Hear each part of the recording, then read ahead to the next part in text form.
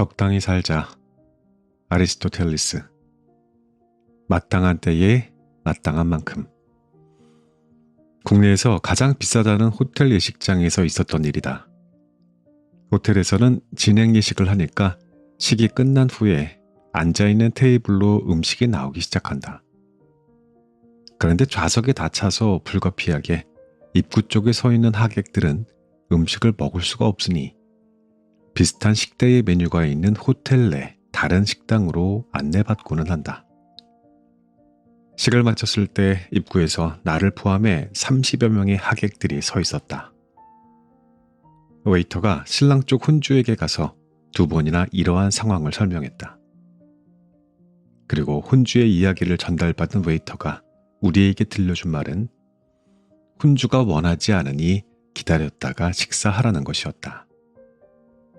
혼주가 경황이 없어서 상황을 이해하지 못했거나 혹시 추가로 계산될지도 모르는 식대를 어떻게든 아끼고 싶어하는 인상이었다. 혼주들끼리 식대를 어떻게 처리할지 등 복잡한 사안이 있었을 수도 있다. 나는 일행이 없었던 터라 식사를 위해 굳이 30분 정도 기다리고 싶지 않아서 그냥 나왔는데 그렇게 돌아간 사람이 20여 명 정도는 되었다. 축하해주러 온 그들이 무슨 이야기를 나누며 나가겠는가. 돌아오는 길에 배가 고팠는지 예전 시골 허름한 예식장에서 먹었던 불고기 전골과 회 무침이 떠올랐다. 축일의 미덕은 찾아온 손님에게 기다림이 아니라 넉넉한 푸짐함을 베푸는 게 아니던가. 호텔에서의 혼주는 가게 상황을 고려해 추가 비용이 걱정되지 않을 예식장을 선택하는 것이 중용에 맞았을 것이다.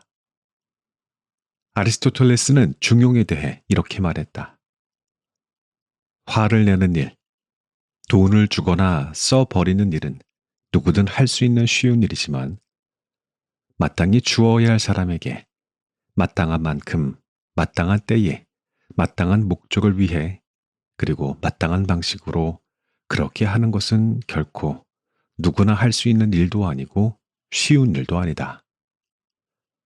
적당히라는 말은 완벽을 기하지 말고 대충 하라는 의미로도 사용되어서 부정적인 이미지가 있지만 사전 그대로의 의미는 마땅히 알맞게라는 뜻이다.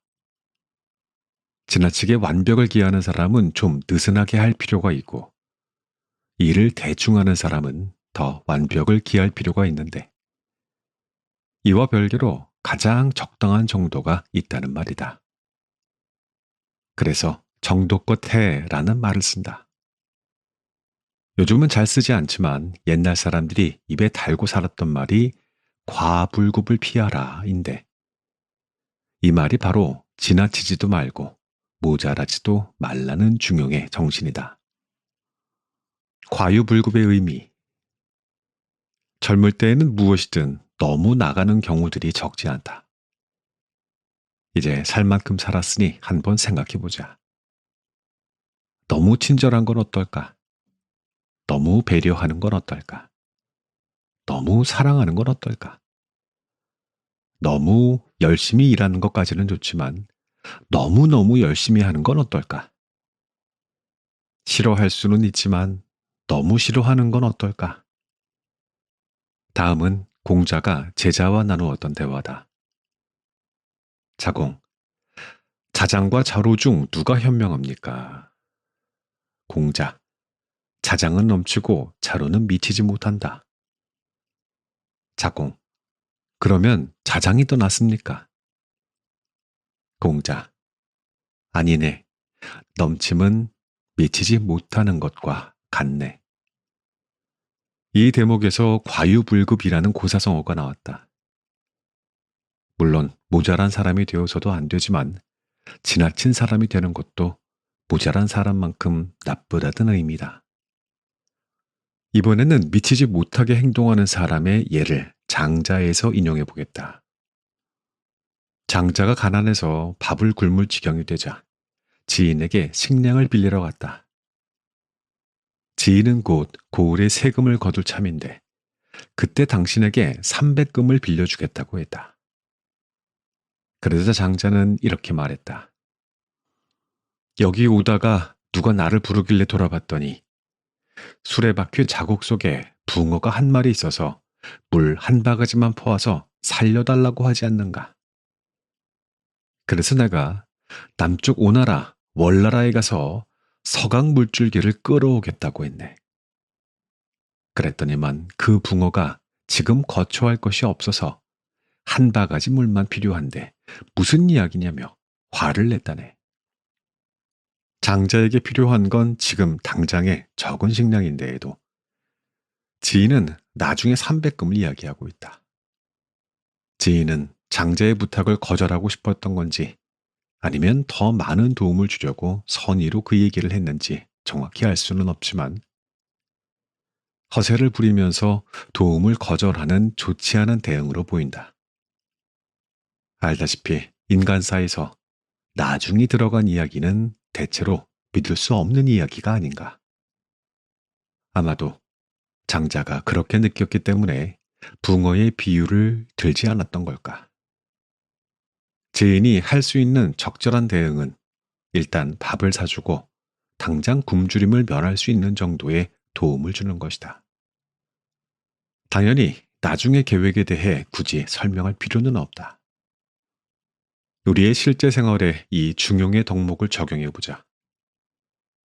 과식을 피하기 위해 언제 숟가락을 놓아야 할지, 직장에서 업무를 얼마나 하고 컴퓨터를 끌지, 친구의 부탁을 어느 정도까지 들어줄지, 자녀를 불러서 잔소리할 때 언제 그칠지, 이번 여행에서 얼마나 지출할지, 경조사비는 얼마나 낼지, 대출을 얼마나 받을지 등의 모든 상황에서 가장 적절한 정도라는 게 있다. 그리고 그 정도를 선택하는 주체는 누구도 아닌 우리 자신이다.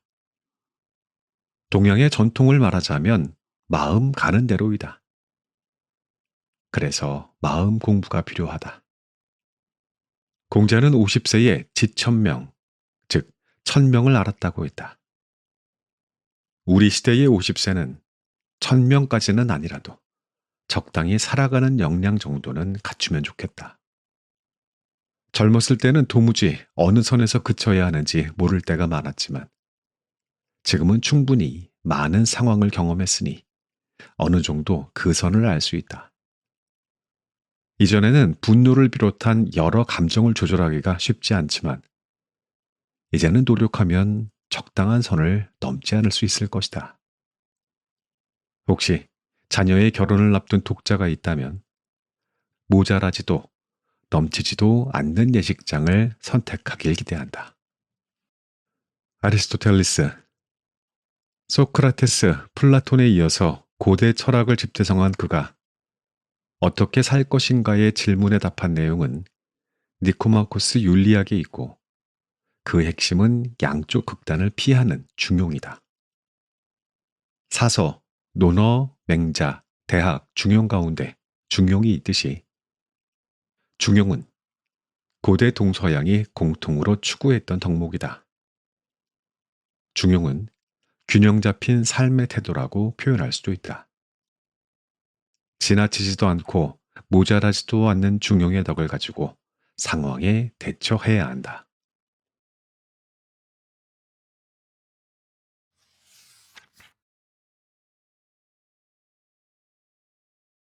친구가 돈을 빌려달라고 할 때 공자, 정직한 행동이란 나의 의협심은 지금보다 어렸을 때 좀 더 강했던 것 같다.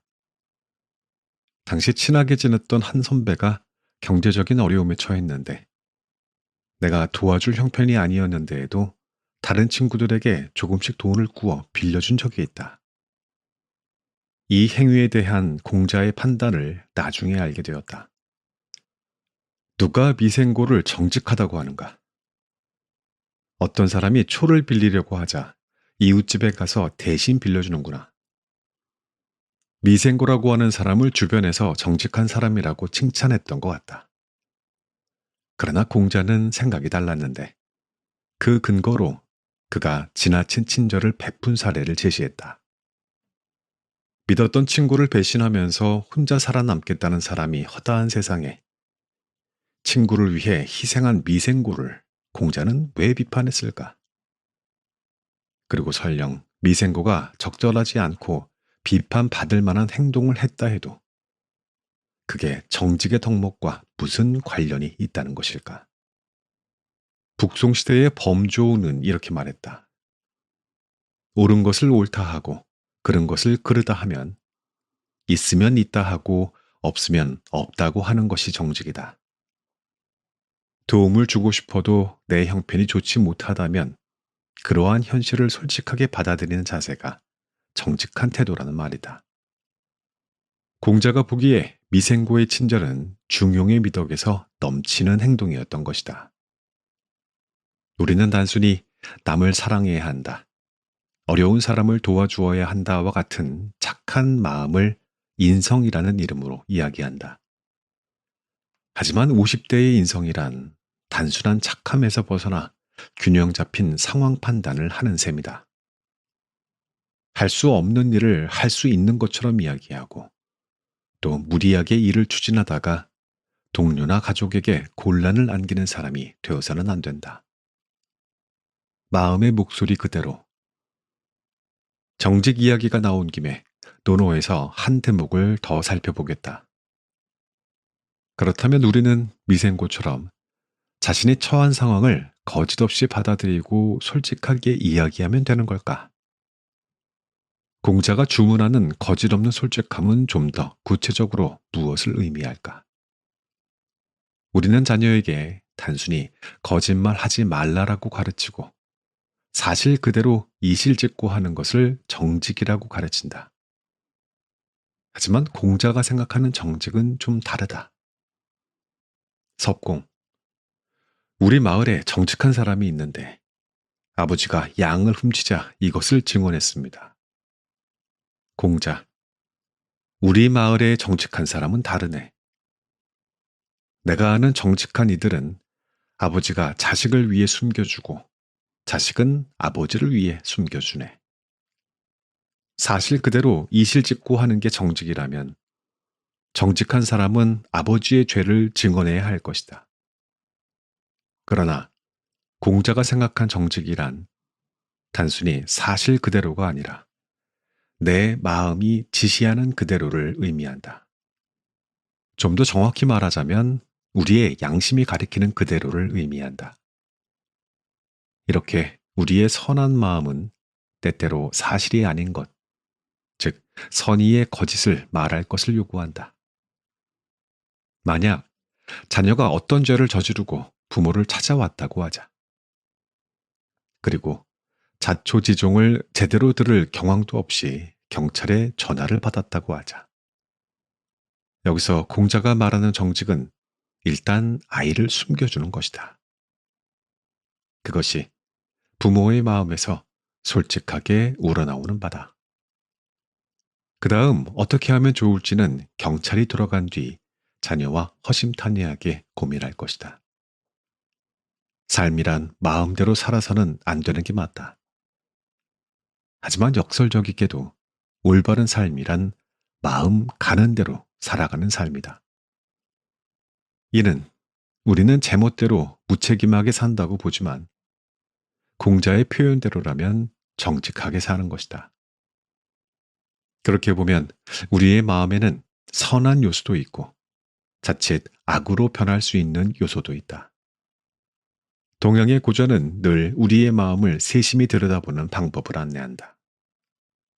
50대가 갖추어야 할 미덕은 과연 무엇일까? 단순히 거짓말을 하지 않는 게 정의라고 믿는 어린이들이나 어떤 확고부동한 신념으로 정의와 불의를 무 자르듯이 나누는 청년들과는 달라야 하지 않을까?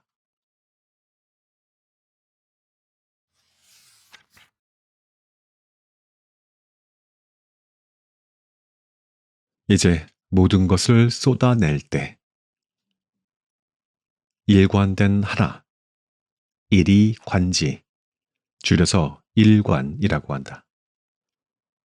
하나로 모든 것을 꿰뚫다라는 뜻이다. 당신을 하나라고 가정하고 세상 모든 것을 관통해 누비며 다닌다고 상상해 보자.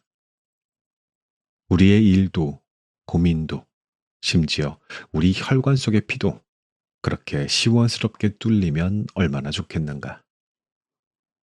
어쨌든 막히는 게 뚫리는 듯한 시원한 느낌을 주는 성어임이 틀림이 없다.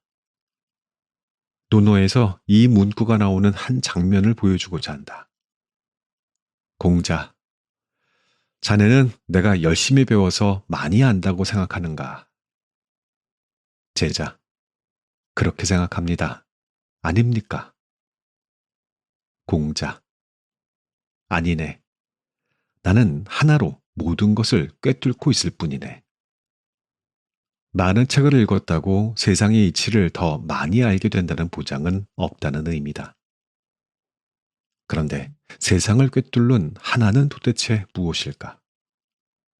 평생 그림만 그려온 사람이 있다고 가정하자. 평생 음악만 해온 사람과는 달리 갑자기 곡을 만들 수는 없다. 그러나 두 사람의 다른 지향성은 창조라는 하나의 웅덩이에서 만날 수 있다.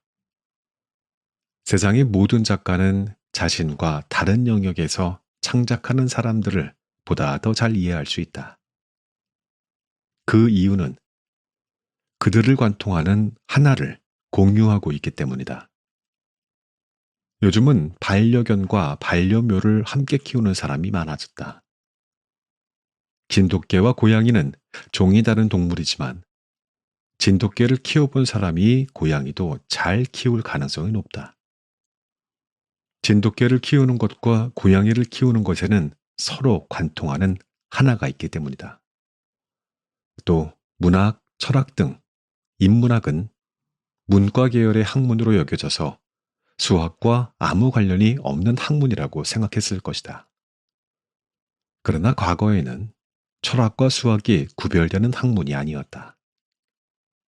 고대의 철학자 피타고라스나 근대의 철학자 라이프니치, 데카르트도 모두 수학자였고 현대 수학을 있게 해준 수학 개념인 피타고라스의 정리, 미적분, 좌표축 등을 만들어냈다. 문학을 좋아하고 수학을 싫어하는 것은 개개인의 자유지만 이리관지의 측면에서 보면 선입견에 불과하다. 문학을 좋아하면서도 동시에 수학도 좋아하는 건 양립 가능하다. 진리라는 하나의 큰 웅덩이가 있다고 할 때 문학과 수학으로 도달하는 진리는 하나로 연결된 전체로 이해할 수 있기 때문이다. 또 어떤 전공이 개론서든 책의 제일 앞에 학문의 간략한 역사를 다루는 부분에 아리스토텔레스가 등장한다. 문학, 음악, 물리학, 수학, 논리학, 법학, 사회과학을 불문하고 말이다. 그가 습득한 학문이 일리관지가 아니라면 그럴 수는 없었을 것이다.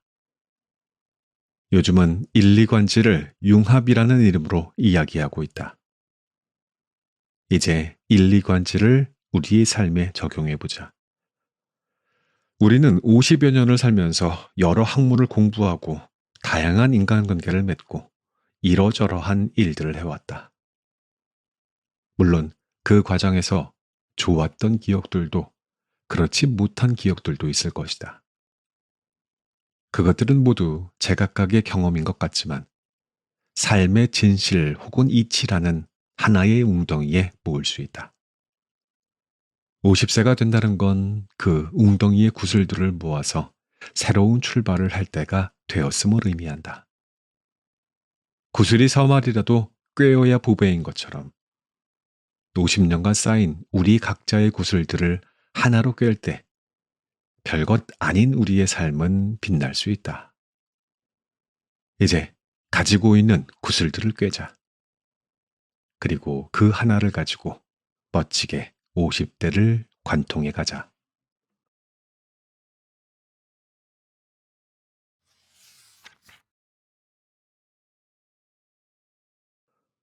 오늘을 완전체로 살아가는 법. 우치다 다치로. 적이 없었던 적은 없다. 앞에서 이야기한 적과 약함을 철학적으로 풀어본 이가 있다. 일본의 사상가인 우치다 다치루는 우리를 공격하는 적을 이렇게 정의했다. 적이란 나의 몸과 마음의 기능을 저해야 하는 모든 것이다. 생각해보자. 신체적으로 그리고 정신적으로 나를 방해하고 괴롭히는 것은 무엇인가? 질병, 과거의 트라우마, 나를 괴롭히는 직장 상사가 떠오른다. 혹은 준비하는 시험, 과거의 실패, 퇴직의 압력 등도 해당될 수 있고, 가난이나 돈일 수도 있으며, 심지어 가족 중에 누군가일 수도 있다. 그런데 돌이켜보면 이러한 적들은 태어나서 지금까지 우리의 주변에 언제나 있었다. 다시 말해, 우리는 무적, 적이 없었던 상태는 한 번도 경험하지 않았다.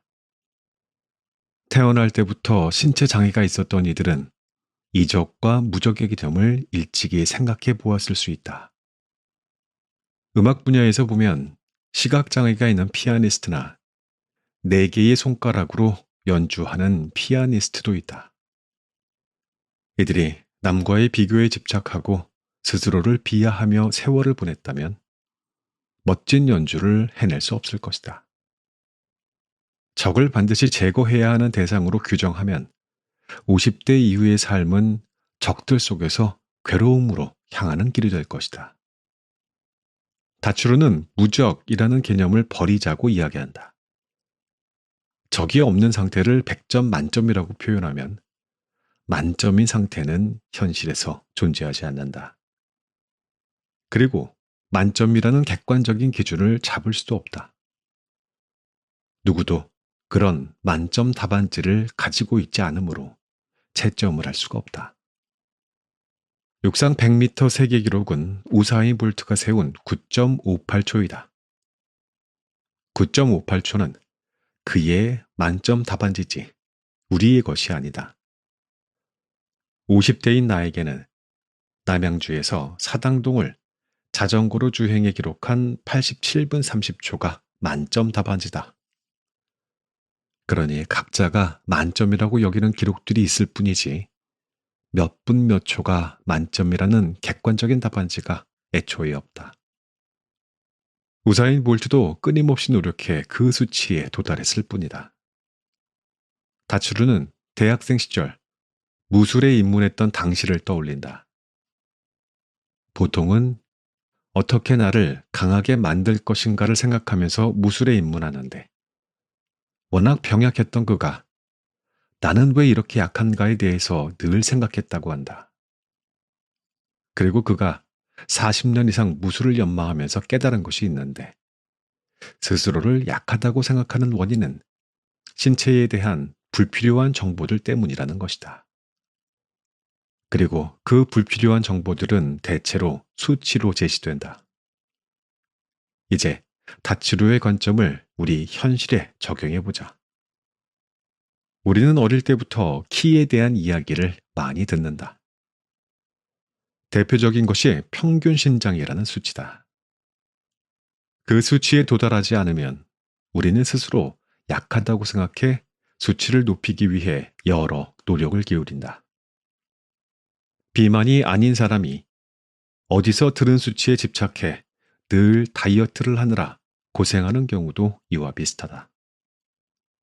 나는 앞서 불행의 2가지 이유를 남과의 비교, 자신의 과거와의 비교라고 제시했다.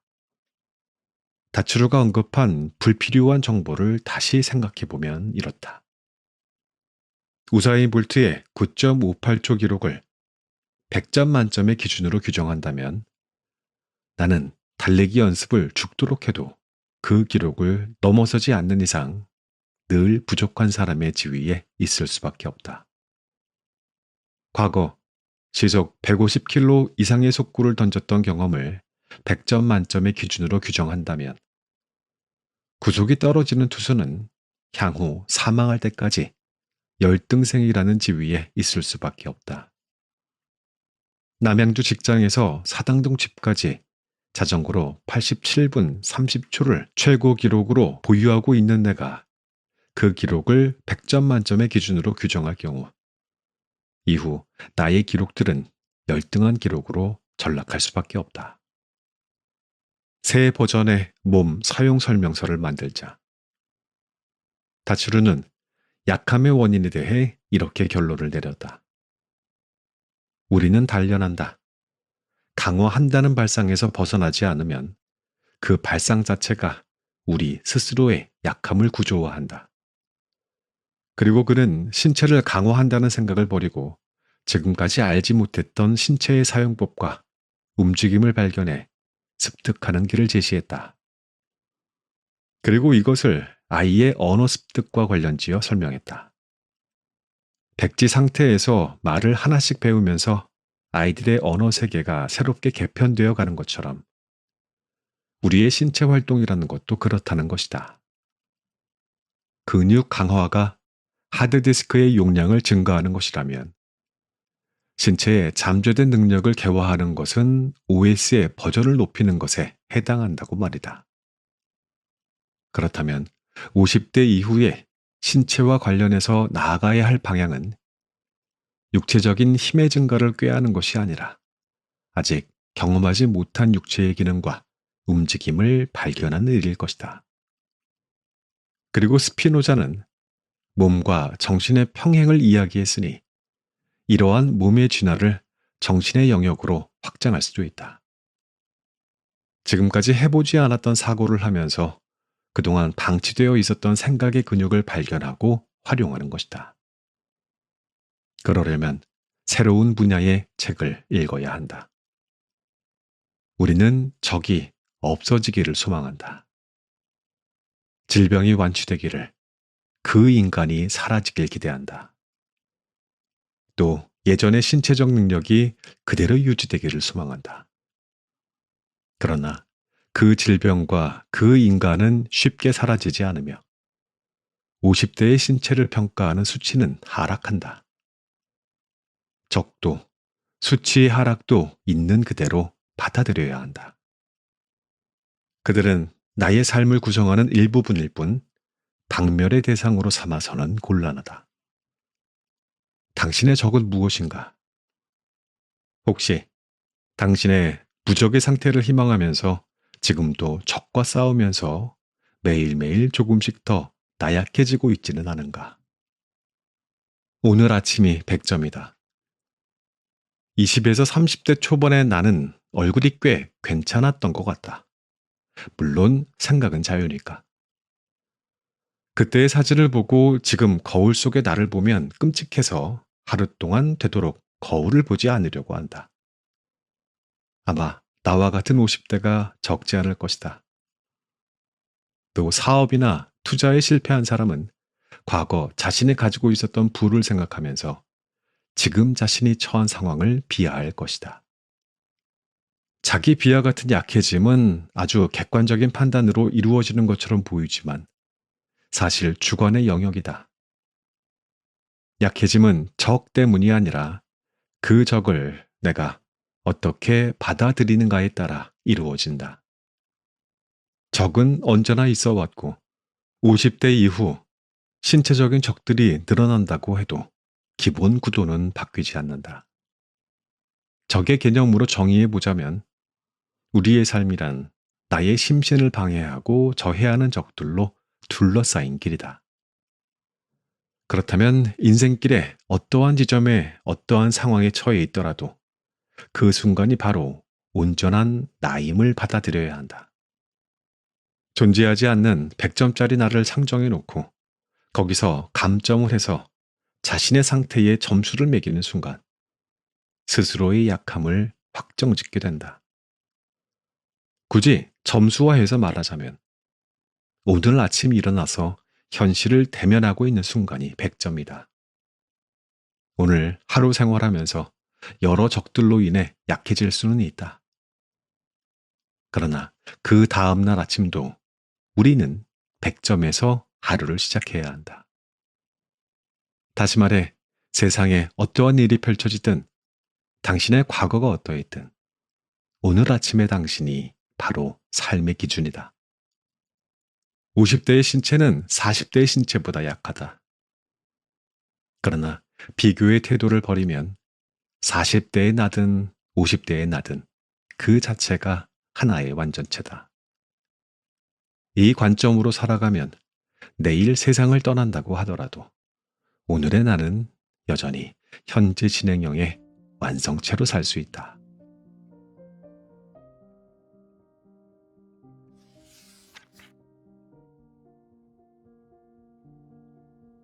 지금까지 50이 앞으로 어떻게 살 거냐고 물었다 들려드렸습니다.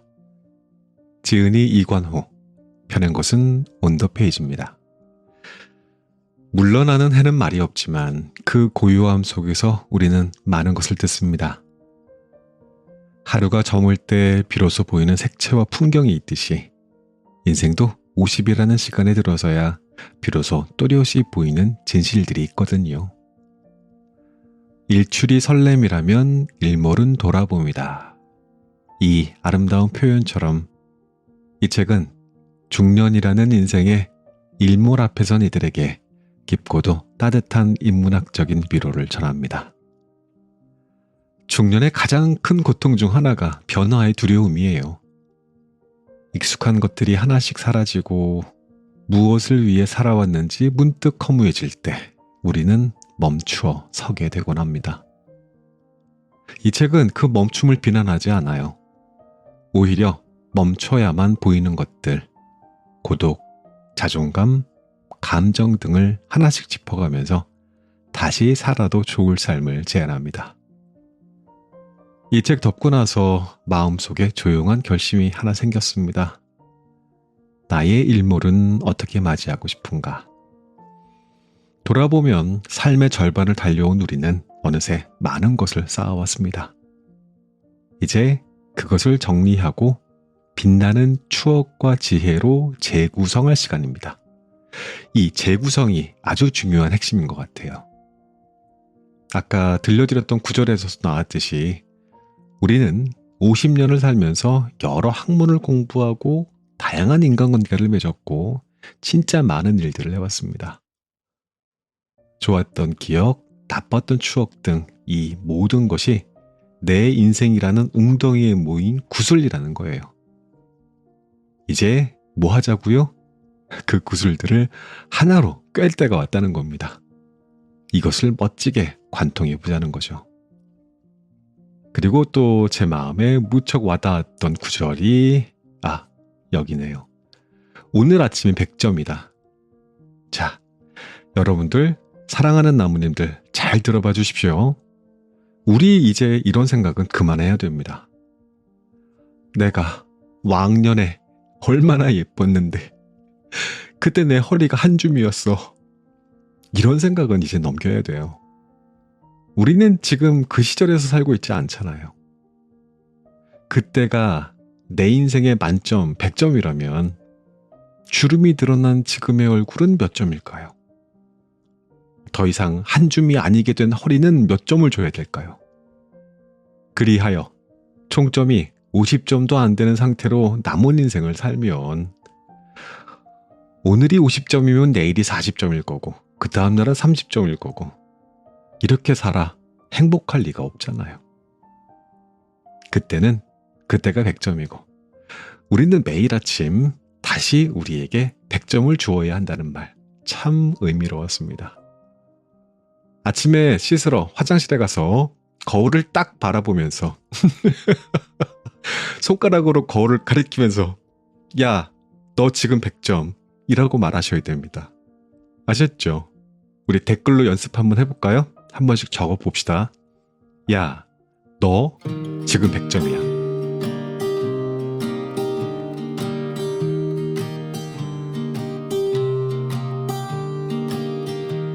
I was never the one to write up a song for just anyone. I was always the one to find myself lost in old conversations. Cause I've always been told that things will unfold if you keep on waiting. But then you came along and proved me all wrong. I was so mistaken. Cause you glue all the pieces back together. Yeah, you take all my wrongs and make them better.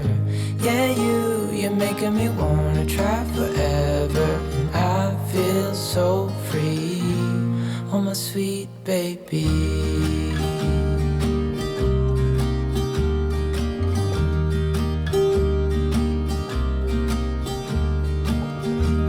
I was never the one to give up the ghost. No, I was so stuck. I kept on playing my part, wanting to give up cause nothing was changing.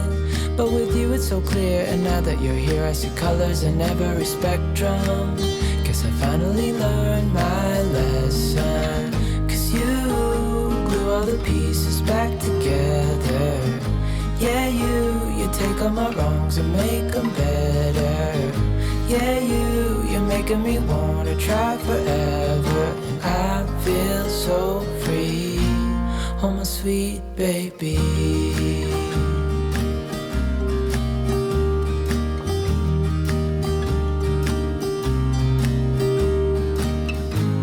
And I think to myself, and I'm thinking out loud, we won't need nothing else for the rest of our time. And I know it so well, I will always be by your side. Cause you glue all the pieces back together. Yeah, you take all my wrongs and make them better. Yeah, you're making me wanna try forever. And I feel so free, oh my sweet baby.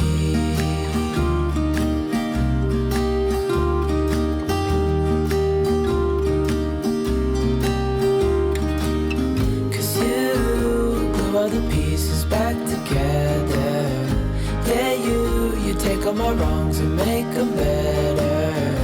Yeah, you're making me wanna try forever. And I feel so free, oh my sweet baby.